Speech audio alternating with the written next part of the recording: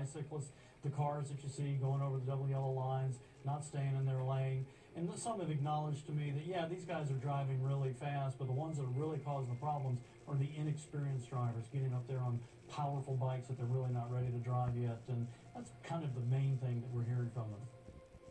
Certain celebrities' risk factors in her analysis. For example, she said, it appears Britney is suffering from a major psychological disorder and that it might actually be bipolar.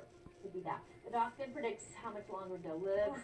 I know, but I also know you want to hear what she has to say. The doc says if these people don't get help or straighten up fast, I haven't read any of this. Britney won't make it to the age 30, Lindsay won't see 25, and Michael Jackson has no more than 5 years left.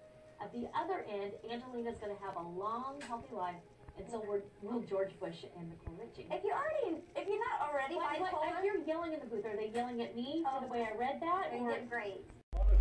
The mother says that her 16-year-old daughter, the victim in this case, was also arrested here back on September 18th. Now, keep in mind, this is the family story, their account of what they see happen here on campus earlier this month. Unfortunately, we weren't able to reach the school district for comment, but... With my job, I work for UNICEF, which is an amazing organization that works in over 150 countries, and my job was to meet with teenagers who were living in exclusion, who were living in extreme poverty or living with HIV, and write their stories, listen to their stories and write them for UNICEF. And so, I mean, I obviously learned so much from these kids. I learned from Anna in particular, who has lived an extremely difficult life. I learned to live each day to its fullest. Doing any kind of missionary work, I think, really changes a person.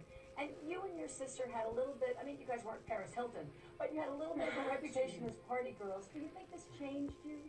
You know, so it didn't change my personality necessarily, but I taught for 2 years after the University of Texas, after graduating, and then went on to Latin America. And you know, of course, I've grown up. It's been 7 years since people had that image of me.